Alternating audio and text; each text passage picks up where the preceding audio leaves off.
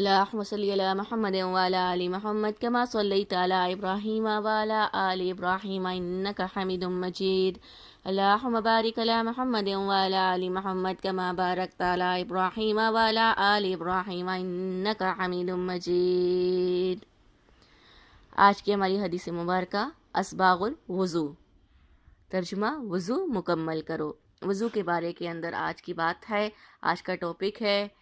وضو کی تعریف سن لیتے ہیں. وضو کیا ہے؟ وضو صفائی کے ایک عمل کا نام ہے جو مسلمانوں پر نماز یا قرآن کو چھونے سے پہلے واجب ہے. اس میں پانی کی مدد سے منہ ہاتھ دھوئے جاتے ہیں اور مسح کیا جاتا ہے. اب یہ وضو ایک ایسا عمل ہے کہ جو مسلمانوں کو عبادات سے پہلے کئی جگہ پر واجب ہوتا ہے، کئی جگہ پر مستحب ہوتا ہے. ٹھیک ہے، تو وضو جو ہے وہ اس کو بھی ایک عبادت کہا گیا ہے. وضو بھی ایک عبادت کرنے سے پہلے جو ابتدا کرنی ہے عبادت کی، وہ وضو سے کرنی ہے. اور وضو سے عبادت جو ہے وہ وضو کے بغیر عبادت تکمیل تک نہیں پہنچتی. حضرت ابو ہریرہ رضی اللہ عنہ کہتے ہیں کہ میں نے نبی کریم صلی اللہ علیہ وسلم سے ارشاد فرماتے ہوئے سنا ہے کہ مومن کا زیور قیامت کے دن وہاں تک پہنچے گا جہاں تک وضو کا پانی پہنچتا ہے. یعنی جن اعضاء تک وضو کا پانی پہنچتا ہے وہاں تک مومن کا زیور پہنچے گا. سبحان اللہ، کہ یہ وضو جو ہے انسان کو جنت میں تو لے کے جائے گا. عبادت کو شروع کرنے سے پہلے ابتدا تو کی جائے گی، لیکن دیکھیں وضو کرنے والے اعضاء پر بھی اللہ رب العزت جو ہیں وہ اس کو زیور پہنائیں گے. وضو کرنے سے انسان کے گناہ دھل جاتے ہیں. وضو کرنے سے بندہ پاک ہو جاتا ہے، اور پاکی اللہ رب العزت کو پسند ہے، جو کہ اللہ تعالیٰ خود پاک ہیں اور پاکی کو بھی پسند کرتے ہیں. وضو تمام انبیاء اور رسولوں کی سنت ہے. وضو تمام صحابہ کرام رضی اللہ عنہم کی سنت ہے، اور تمام اللہ والوں کا عمل بھی وضو ہی رہا ہے. وضو کرنے سے عبادات کرنا آسان ہو جاتی ہے. جو بندہ باوضو رہتا ہے وہ چست و چاقو چوبند رہتا ہے. وضو کرنے والا انسان سست نہیں رہتا، وہ سستی اس کے قریب نہیں آتی، اس کو عبادت کا ذوق و شوق بڑھتا رہتا ہے. اللہ اکبر کبیرہ. اتنی پیاری بات کہ وضو کرنے والا انسان جو ہے وہ نہ صرف عبادات کے اندر جو ہے نا وہ پکا ہو جاتا ہے، بلکہ وہ اس کے چہرے پر نور آ جاتا ہے. حضرت ابو ہریرہ رضی اللہ عنہ سے مروی ہے کہ حضور نبی کریم صلی اللہ علیہ وسلم نے فرمایا، میرا حوض مقام عدن سے لے کر ایلا تک کے فاصلے سے زیادہ بڑا ہے، اور اس کا پانی برف سے زیادہ سفید اور شہد سے زیادہ میٹھا اور دودھ سے زیادہ پیارا ہے، اور اس کے برتنوں کی تعداد ستاروں سے زیادہ ہے. میں دوسرے لوگوں کو اس حوض سے اس طرح روکوں گا جیسے کوئی شخص اپنے حوض سے پرائے اونٹوں کو روکتا ہے. صحابہ کرام رضی اللہ عنہم نے عرض کیا، یا رسول اللہ صلی اللہ علیہ وسلم، کیا آپ ہمیں اس دن بھی پہچان لیں گے؟ آپ صلی اللہ علیہ وسلم نے فرمایا، ہاں، تم میں ایک ایسی علامت ہے جو دوسری کسی امت میں نہیں ہوگی. تم جس وقت حوض پر میرے پاس آؤ گے تو تمہارے چہرے اور پاؤں اثار وضو کی وجہ سے سفید اور چمکدار ہوں گے. سبحان اللہ، صلی اللہ، سبحان اللہ. کہ وضو کرنے سے انسان کے چہرے کے اعضاء جو ہیں وہ قیامت کے دن چمکدار ہوں گے، اور اس چمک کی وجہ سے اللہ کے نبی صلی اللہ علیہ وسلم اپنے امتیوں کو، اپنے نیک امتیوں کو، اپنے پیارے امتیوں کو پہچان جائیں گے. اللہ مجھے اور آپ کو حوض کوثر نصیب فرمائے، اللہ اس کی طلب نصیب فرمائے. تو وضو انسان کو جو ہے وہ بڑا پیارا بنا دیتا ہے. وضو انسان کے گناہوں کو دھو دیتا ہے. حضرت عثمان رضی اللہ عنہ سے روایت ہے کہ نبی پاک صلی اللہ علیہ وسلم نے فرمایا، جس نے وضو کیا اس کے جسم کے گناہ نکل جاتے ہیں، یہاں تک کہ ٹخنوں کے نیچے سے بھی نکل جاتے ہیں. اللہ اکبر کبیرہ.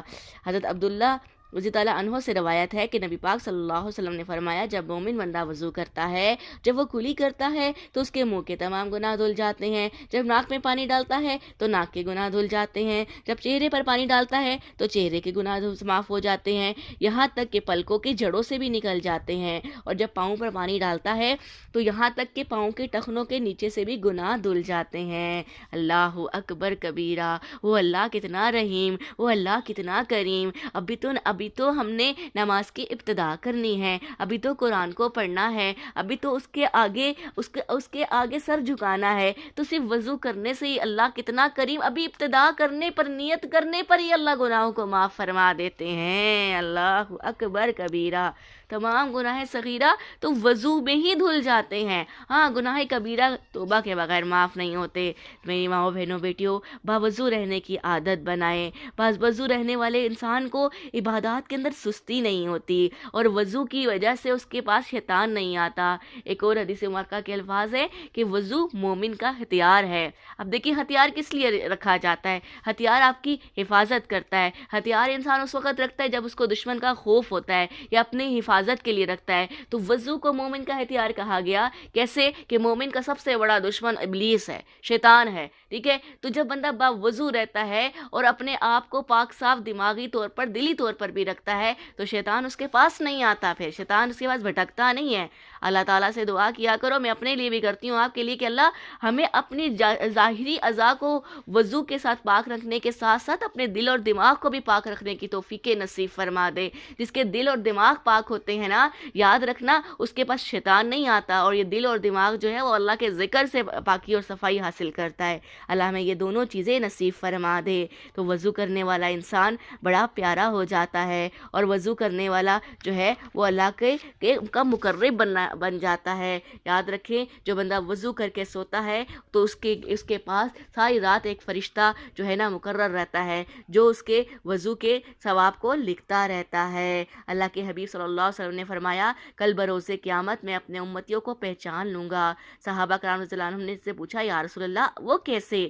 آقا صلی اللہ علیہ وسلم نے فرمایا، جیسے تم اپنے گھالے گھوڑوں میں اور اپنے سفید گھوڑوں کو پہچان لو، ایسے ہی آپ صلی اللہ علیہ وسلم نے مزید فرمایا، میں اپنے امتیوں کو ان کے چہروں، پیشانیوں، ہاتھوں اور پاؤں سے پہچان لوں گا، چونکہ وضو کرنے کی وجہ سے میری امتیوں کے چہرے سورج کی طرح روشن ہوں گے۔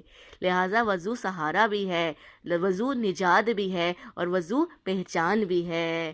اللہ رب العزت ہمیں کامل عبادات کرنے کی توفیق نصیب فرمائے، اور کامل وضو کی توفیق نصیب فرمائے۔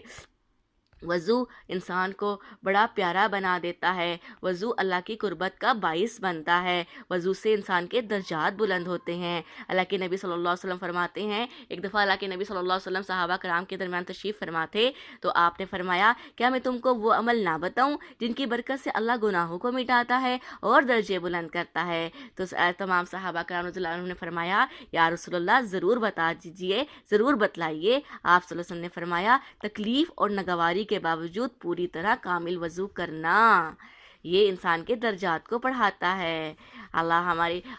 دیکھو میری ماں بہنوں بیٹیوں، سردیوں کا موسم ہے، ٹھیک ہے، انسان پر سستی بھی آ جاتی ہے، لیکن جو اللہ کا پیارا ہوتا ہے، جس کو اللہ سے اور اللہ کو اس سے محبت ہوتی ہے، اس کی عبادات کے اندر مٹھاس اور حلاوت اسے نصیب ہوتی ہے، اور عبادات کا سب سے پہلا اسٹیپ ہی وضو ہوتا ہے۔